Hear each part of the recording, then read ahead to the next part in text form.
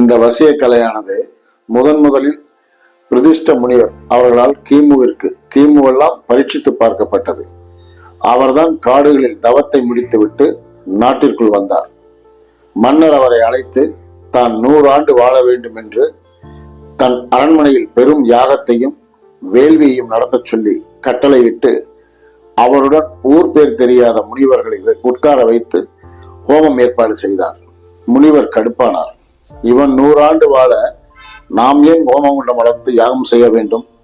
சிவபெருமானை துதித்த வாய் கேவலம் மனிதனை துதிப்பதா என்று பகிரங்கமாகவே மறுத்து வெளியேற மன்னர் கடுப்பாகி இழுத்து வாருங்கள் அந்த திமிர் பிடித்தவனை என்று கட்டளையிட மீண்டும் காட்டுக்கு செல்லவிருந்த முனிவரை பிடித்து கைது செய்து அவரை அரண்மனைக்கு இழுத்து வர மன்னர் கெக்கிலி கொட்டி, மீண்டும் சொல்கிறேன், எனக்கா யாகம் செய், பொன்பொருள் தந்து உன்னை வாழ வைக்கிறேன் என்று மிரட்ட யோகி சிரித்தான். என்னை கொள், சிவனை துதித்தவன் உன்னை துதியேன் என்க. வீரர்களுக்கு சிரசேதம் செய்ய கட்டளையிட வீரர்கள் நெருங்க நில் என்று ஒரு முறைமுறைத்தார் முனிவர். அவரின் கோப வெளிகளை கண்ட வீரர்கள் 5 வினாடியில் மயங்கிவிட மன்னன் அதிர்ந்தான். சாபம் கூட கொடுக்கவில்லையே, முறைத்ததற்காக இவர்கள் இப்படி விழுந்தார்கள். அதே ஆச்சரியம் யோகிக்கும். ஒன்றும் புரியவில்லை. யோகி குழம்பி விட்டார். நாம் மனதில் கூட நினைக்கவில்லையே எப்படி இவர்கள் மயங்கினார்கள் என்று.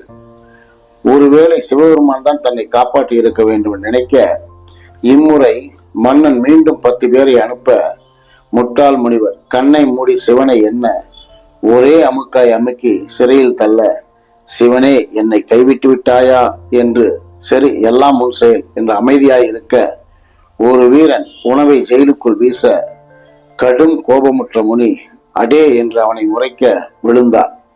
முனிக்கு சந்தோஷம். ஆனாலும் சிவன் ஏன் விட்டு உதவுகிறான் என்று குழப்பம்.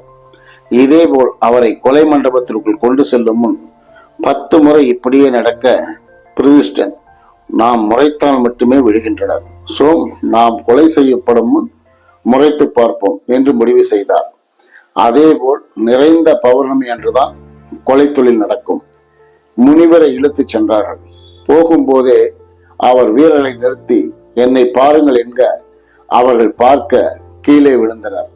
அது உண்மையான தூக்கமா அல்லது மூர்ச்சியா என்று சோதிக்க எண்ணி எழுங்கள், நாடகம் வேண்டாம் என்க அவர்கள் மயக்க நிலையிலேயே எழுந்து நிற்க, அதாவது பித்து பிடித்தவர்கள் போல் நின்றார்கள்.